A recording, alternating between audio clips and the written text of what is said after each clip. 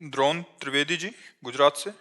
राधे राधे महाराज जी। महाराज जी, जब भगवत प्राप्ति होती है तो ये संसार और मनुष्य जन्म से इंसान मुक्त हो जाता है या फिर कोई अन्य परिमाण में या अन्य लोक में स्थान प्राप्त होता है। अतः भगवत प्राप्ति होती क्या है? ये सब लोकांतर सब स्वप्निक है बच्चा।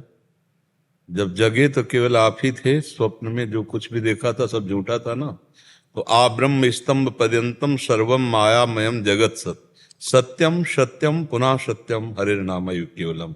भगवान, भगवान का धाम, भगवान का नाम और भगवान का रूप, भगवान की लीला, ये सच्चिदानंद है।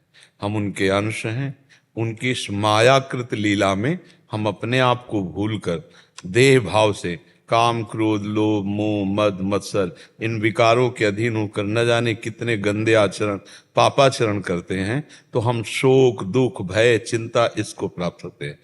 अब जैसे परदेश गया हुआ व्यक्ति जब अपने घर आता है तो कैसा सुकून मिलता है? परदेश गया हुआ है, आहा। तो गोस्वामी तुलसीदास जी को जब भगवान श्री राम की प्राप्ति हुई तो क्या कह रहे हैं?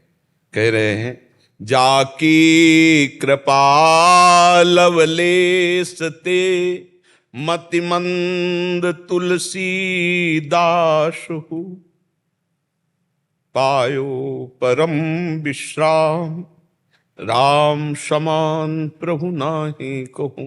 बहुत भटक लिया, अब विश्राम मिल गया। क्योंकि जैसे अपने माँ, अपने पिता के पास पहुंचने पर एक बच्चे को एक अपार शांति मिलती है, ऐसे अनंत जन्मों से बिछड़े जब अपने भगवान से मिलते हैं तो हमारा विश्राम हो जाता है। हम भगवान के हैं, भगवान के थे, भूल करके हम माया में भ्रमित हो रहे हैं। ये जितना यहां से लेकर ब्रह्मलोक तक रचा हुआ सब माया में। वो भगवत प्राप्ति क्या होती है, भगवान का मिलन कैसा होता है, ये तो जाने मोरी छाती मीरा जी कहती है, मैं कैसे बताऊं। क्योंकि अनिर्वचनीयम प्रेम स्वरूपम, वो अनिर्वचनीय। ज्ञान बघारना, प्रवचन करना, ऐसा हो सकता है, लेकिन प्रीति, जब प्रीति हृदय से अपने प्रीतम से होती, प्रभु से होती, फिर जिससे प्यार हो उसकी बात सुनकर, उसके जनों से मिलकर, उसके मिलने की जब चाह हुई और जब वो मिलता है तब कैसा लगता है, ये तो वही जानता है जिसको जिससे प्यार है थोड़ा भी। और फिर उसकी बात, उसकी चर्चा, उसको देखना, उसको सुनना कैसा लगता है। तो बोले गोस्वामी जी कह रहे, कामी नारी प्यारी जिम लोभी जिम प्रिय दाम तिम रघुनाथ निरंतर प्रिय लागो मोहिराम। तो ये लोकांतर सब जितने सब माया में है। हम भगवान के हैं। हमें भगवान जब तक नहीं मिलेंगे तब विश्राम नहीं मिलेगा। देखो, रुपया कमा लो, पढ़ लिख के डिग्री, नौकरी, पद, लेकिन मरना है। जब शरीर ही छूट जाएगा तो फिर हमारे ये सब किस काम आएगा? हमारे साथ यहाँ किस तो कुछ जाएगा नहीं। ना प्रधानमंत्री का पद, न राष्ट्रपति का पद, न ब्रह्मा का पद। यहां से लेकर ब्रह्मलोक तक परमेष्ठी पद सब परिवर्तनशील है। अलग अलग तपस्वी जाकर के ब्रह्मा बनते हैं, अलग अलग देवराज इंद्र बनते हैं। ये कब तक हम भोगते रहेंगे माया का नाटक? हम अपने घर जाना चाहते हैं, प्रभु से मिलना चाहते हैं। अब प्रभु पराये लग रहे हैं। देखो माया का ऐसा खेल, प्रभु पराये लग रहे हैं और संसार अपना लग रहा है। ये संसार सत्य लग रहा है। पर इसी बात को मिटाने के लिए अध्यात्म है।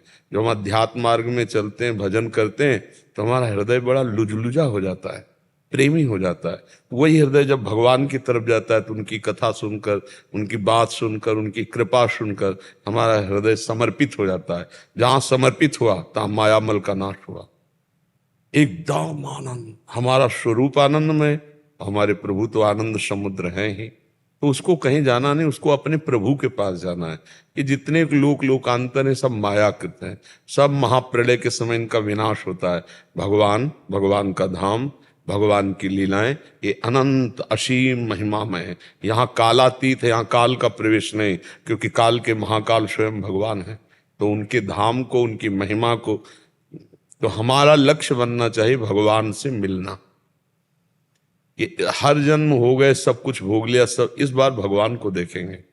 कैसे हैं भगवान, कौन है भगवान? तो इसलिए हम कहते हैं नाम जप करो, सत्संग सुनो, दूसरों की सेवा करो, किसी को दुख मत पहुंचाओ। क्योंकि सबके हृदय मंदिर में वो गुप्त रूप से बैठे हैं। जब वो प्रसन्न हो जाएंगे तो आपके हृदय में ही प्रकट हो जाएंगे।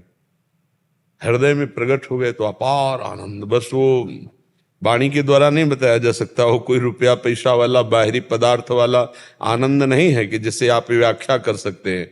वो तो मूकास्वादनवत, जैसे गूंगे को गुड़ खवाए तो कुछ न बोल पावे, ऐसा आनंद है। अनुभव गम्य भजें जय संता, वो अनुभव से अनुभव में आता है।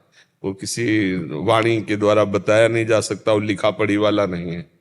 वो एक अनुभव का आनंद है। इसलिए खूब नाम जप करो, गंदे आचरणों का त्याग करो, और सब में भगवान है पक्का।